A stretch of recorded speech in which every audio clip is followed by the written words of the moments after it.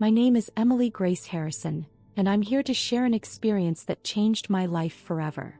I was a third-grade teacher in the snowy town of Ashford, Vermont, a place where winters often felt like a never-ending embrace of white and gray. March 15, 2024, started like any other day.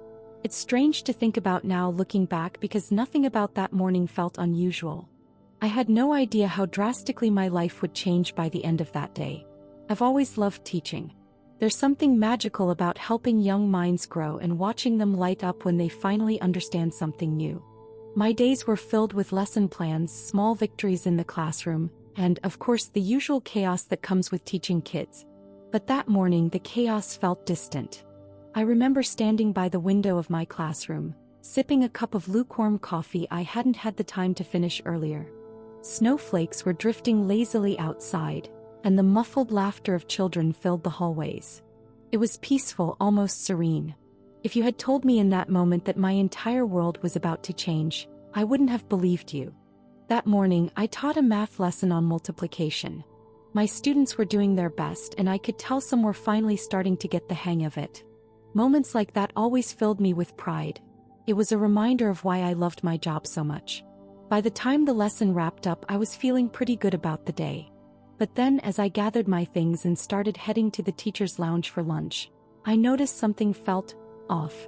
At first, it was just a slight dizziness, a faint feeling of imbalance that I assumed was because I hadn't eaten breakfast. I didn't think much of it. I've always been one to push through discomfort, telling myself, "You'll be fine. Just keep going." The dizziness didn't go away though. As I walked down the hallway, it started to get worse.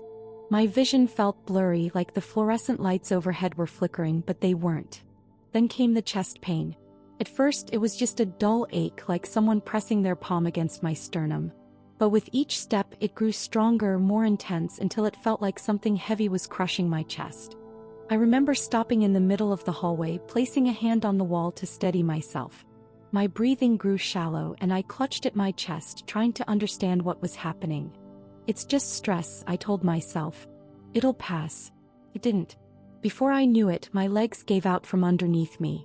The hallway seemed to stretch and spin as I fell, my knees hitting the cold tile floor before my head rested gently against it. The pain in my chest was unbearable now, like my body was fighting against itself. I could hear faint voices around me, distant, panicked. Someone was shouting my name, but I couldn't respond. My head was spinning, my vision darkening. And then, through the haze, I heard the familiar voice of Mrs. Anderson, one of my closest colleagues. "Emily. Emily, can you hear me?" she cried, dropping to her knees beside me. I felt her hands on my shoulder, shaking me gently, but I couldn't move, couldn't speak. Somewhere in the distance, I heard the cafeteria door open. Children's laughter spilled out into the hallway, blending with the sound of Mrs. Anderson frantically calling for help. I wanted to reassure her, to tell her I was fine, but I couldn't. The last thing I remember was the coldness of the tile floor against my cheek and the echo of hurried footsteps fading away as darkness consumed me. And then, just like that, everything changed. One moment, I was lying on the floor, surrounded by the muffled chaos of the school hallway. The next, I was somewhere else entirely. It's hard to describe what happened next in a way that does it justice. It wasn't like I simply woke up somewhere else. It felt more like I had stepped through a curtain, like there had always been this hidden reality just beyond my reach, and now for the first time I was seeing it. The first thing I noticed was the absence of pain. That crushing weight in my chest, the dizziness, the struggle to breathe, it was all gone. In its place was an overwhelming sense of peace. A stillness so profound it brought tears to my eyes. The world around me wasn't like Earth. It wasn't made of the same matter, the same rules. It felt alive, as though the very air I was standing in was pulsing with energy. The colors were unlike anything I'd ever seen, vivid, radiant, but not in the way you'd expect. It was as if I was surrounded by pure light, yet the light didn't hurt my eyes. And then I heard it. "Emily," a voice called, gentle yet powerful. The sound of that voice stopped me in my tracks. It wasn't just a voice, it was a presence, a force that seemed to hold all the authority of the universe and all the tenderness of a parent's love. I turned toward the sound, and there he was. Jesus. The moment I saw him, I knew exactly who he was. There was no doubt, no question in my mind. His presence was so overwhelming that it brought me to my knees, not out of fear but out of awe. He didn't look like the paintings or images you see in churches. His appearance was something far greater, far more radiant. His very being seemed to emit a light so pure it felt like it was wrapping around me, filling me with warmth and love. "Emily," he said again, and in that single word, I felt more understanding, more love than I'd ever known in my entire life. Tears streamed down my face as I looked at him. I wanted to speak, to ask questions, but it was like he already knew everything I was thinking. His eyes, filled with compassion, met mine, and I felt like he could see straight into my soul. All the good, all the bad, all the broken pieces I tried so hard to hide. "You've been brought here for a reason," he said, his voice both gentle and firm. "What you are about to witness will change your life, and the lives of many others." As I knelt before him, still overwhelmed by the love and peace radiating from his presence, Jesus gently reached out his hand and lifted me to my feet. His touch wasn't just physical. It was as though every burden, every fear, every doubt I had ever carried was stripped away in an instant. "Emily," he said, "there are things I need to show you, things that your earthly eyes could never see." Before I could respond, the world around us seemed to shift. It was as if we were no longer standing still but moving through time and space. Colors, light, and energy swirled around me, and then suddenly I found myself standing in what looked like a reflection of my own life. At first, I didn't understand what I was seeing. It was me at different points in my life. I saw myself as a little girl, kneeling beside my bed in my childhood room, whispering prayers before falling asleep.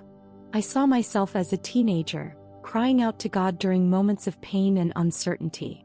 I saw myself as an adult, praying over my classroom, over my students, and over my marriage during some of my darkest days. But this wasn't just a replay of my life. Jesus was allowing me to see these moments from a perspective I'd never seen before. A spiritual perspective. As I watched, I saw something I had never known was there. The spiritual realm. Around each moment of prayer, the atmosphere seemed to shift. My simple, whispered words became beams of light, cutting through a darkness I hadn't even realized was there. And then I saw them, shadowy, menacing figures lurking in the background. Demonic forces. They were real, and they were watching, waiting, trying to disrupt the peace and hope I was seeking through prayer. These weren't just figments of my imagination. They were strategic, calculated forces working to create chaos and fear in my life. Jesus turned to me, his expression both serious and compassionate. "These are the strongholds the enemy builds," he explained. "They're constructed over time through fear, doubt, anger, and sin. They're designed to keep my children from experiencing the fullness of my love and power." The sight of it all made my heart ache. How had I been so blind to this? How had I gone my entire life not realizing the spiritual battles that were happening all around me? And then Jesus showed me something incredible. In one of the scenes, I was praying over my classroom. It had been a particularly hard day, and I remember feeling defeated, wondering if my prayers even mattered. But in the spiritual realm, I saw what was really happening. As I whispered, "Lord, protect my students," it was like a ripple of light spread out from my words. That light struck one of the demonic strongholds that had been forming around my classroom, and the entire structure began to crack and crumble. My words, simple, heartfelt, and spoken in faith, were enough to destroy what had taken the enemy months, even years, to build. Jesus smiled as he watched my reaction. "This is the power of prayer," he said. "Every word spoken in faith sends shockwaves through the spiritual realm. The enemy fears nothing more than a praying believer." But then Jesus showed me something that broke my heart. He showed me moments where I had almost prayed but didn't. Times when I felt too tired, too distracted, or too overwhelmed to stop and pray. I saw how the enemy worked tirelessly to keep me from praying. He would amplify my exhaustion after a long day, whispering thoughts like, "You don't have time for this," or "You can pray tomorrow." He would fill my mind with distractions, lesson plans that needed finishing, emails that needed answering, errands that couldn't wait. I even saw how my phone, something I never thought twice about, was being used as a tool to pull me away from moments of prayer. Notifications, texts, and emails would pop up right when I was about to kneel in prayer, pulling my attention elsewhere. Jesus turned to me again, his eyes filled with both love and urgency. "Do you see now why the enemy fights so hard to keep you from praying?" he asked. "Even a single prayer can destroy what he has spent years building." In another scene, I saw myself praying over my marriage. My husband, Daniel, and I had been going through a difficult season, and I remember feeling like I didn't even know what to say to God. My prayer that night was simple: "Lord, help us. Please bring us closer together." I had no idea at the time, but that one prayer caused a ripple effect that reached far beyond what I could see. In the spiritual realm, it was like a sword of light had been unleashed, slicing through the tension and division that the enemy had sown between us. I watched as demonic forces scrambled, panicked, trying to rebuild the walls of division that my prayer had just destroyed. They held emergency meetings trying to come up with new strategies, but they couldn't keep up.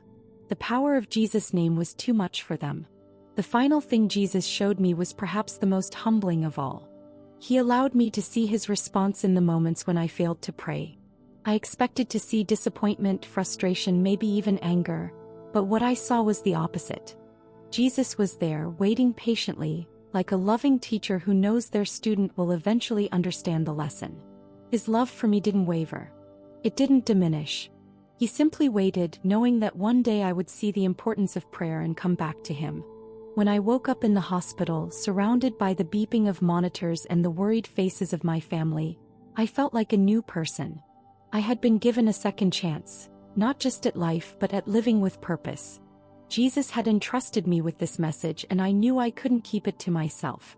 Prayer isn't just a religious ritual. It's a weapon, a direct connection to the Creator of the universe. It has the power to shatter strongholds, to heal, to protect, to transform. If there's one thing I want you to take away from my story, it's this: never underestimate the power of a single prayer. You might think your words are small, insignificant, or unheard, but I promise you, they're not. Every prayer, no matter how simple, sends shockwaves through the spiritual realm. So today I challenge you, make time to pray. Push through the distractions, the doubts, the weariness, and lift your voice to heaven. You have no idea how much your prayers can change the world around you. If this story has touched your heart, I encourage you to share it with others. Don't forget to like this video, subscribe to the channel, and leave a comment about how prayer has impacted your life. Let's start a conversation and remind the world of the incredible power of prayer. Thank you for listening to my story. May God bless you and guide you always.